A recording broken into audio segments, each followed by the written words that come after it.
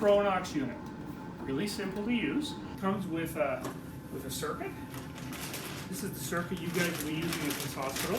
So it's a 10-foot circuit. Inside there, you have this. The way you hook it up is you take your circuit out. You're going to stretch it all out so she's nice and long here. And then you connect this end. The filter is going to go here. So every patient has a filter. And then the other end is going to connect to your little scavenging unit to take away whatever you're breathing out. We sometimes get asked why we need a scavenging system for using a nitrous oxide system. Truth of the matter is, I don't know if you do. I think the evidence is a little weak.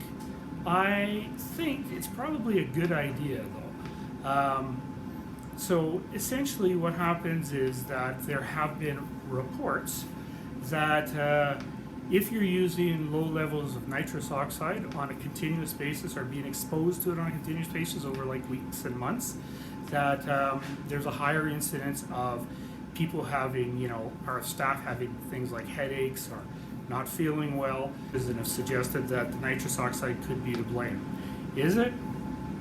I don't know. But there is a suspicion that it could be. And so for that reason, they recommend using a scavenging system of some sort, just because it's better to be safe as opposed to sorry. And I agree. I should also report that the places that I have heard of where they've had issues have generally been older hospitals that have poor circulation. So the poorer the circulation is in your hospital, the older it is, the worse the circulation is, the fewer room changes for the air, the more likely you are to be having an issue. In a new hospital, such as the one I'm in right now, which has only been open a few months, it's probably not a big issue. It's probably not an issue at all. But again, it's still better to be safe than to be sorry. So for that reason, we recommend, and I recommend, that you use the scavenging system. Now, to hook your scavenging system up, yours is a little bit different because you actually have an active scavenging system in the hospital. So what we're going to do is we'll connect it over here, and this is kind of important because it has to be hooked up to that to work. So this is your scavenging system. It's going to take everything away. Right now, it is turned to the off position, so I want to turn it to the left to turn it on. And as we turn it on, it's going to start scavenging. The tanks are already connected. There's an oxygen tank and your nitrous oxide.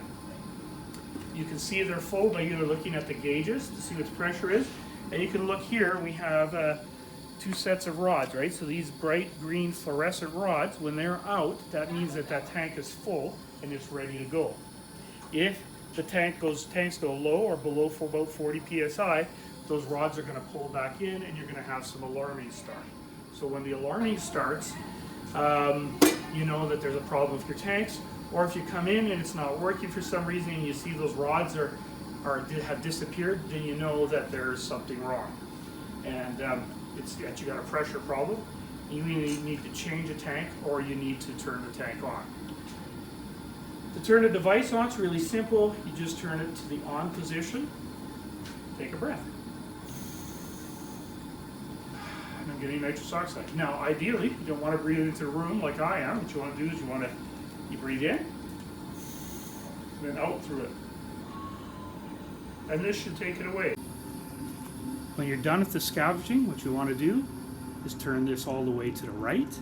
That turns the scavenging system right off, and then you can disconnect it from the wall. If somebody tries to use the scavenging system with the suction turned all the way off to the right and they haven't opened it up, what will happen is that when they're breathing on it, the bag is going to fill and it won't deflate.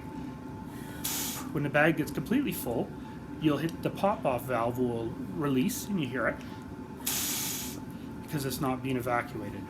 Just means you need this turned up a little bit higher. If it's not high enough, the bag won't completely deflate. And you may hear that pop-off valve going. Just turn it a little bit more to the left. Now it's working fine.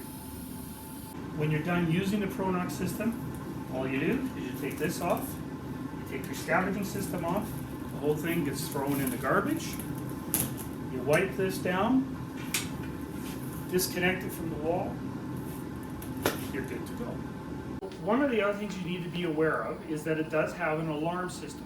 So if the tanks go low, they don't normally go low instantaneously, they go low slowly. So what will happen is if the tank goes low, so right now we're going to use the nitrous oxide, so we'll turn the nitrous oxide off, like that, righty tighty. Now if I take a few breaths, it's going to go low, and we're going to start getting an alarm. Now, because the oxygen runs the alarm, that alarm is not going to stop until you fix the problem. You can tell there's a problem because A, there's an alarm, and B, you can see that those rods are pulling in and out. That shows you that there's an alarm going. I can turn it to the off position. It doesn't stop the alarm. It might change the sound a little bit, but those rods are still going to go back and forth, and you're still going to hear an alarm. So you got two choices. The first choice is you can turn the oxygen off because that's what's running the alarm. And we can see that the tank is going to go low, and as soon as it gets down to the zero, the alarm is going to disappear.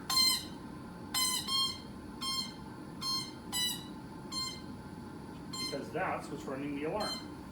So what we're going to do is we're going to turn it back on again. So the other thing you can do is you can put your tank on, or turn your tank on, or put a new tank on, whichever the problem is. Because once the pressure issue is resolved, it's going to run. Now, we're going to do it one more time, but we're going to do it with the oxygen this time.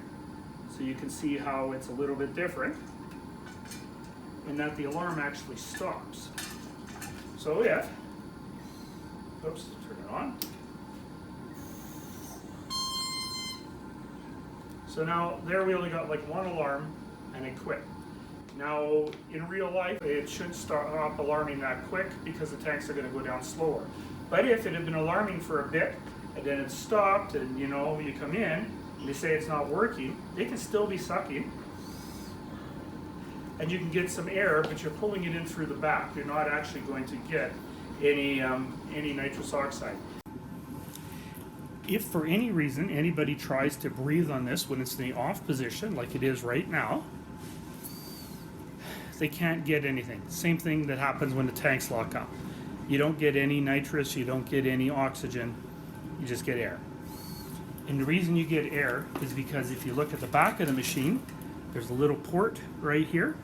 That little port is your air intake. So that's what you're drawing in when either it's in the off position or you've lost your pressure on either the nitrous or the oxygen line. And that's a safety feature because we only want them to get that 50-50 mix all the time, every time, or nothing. That's it. It's all about safety and ease.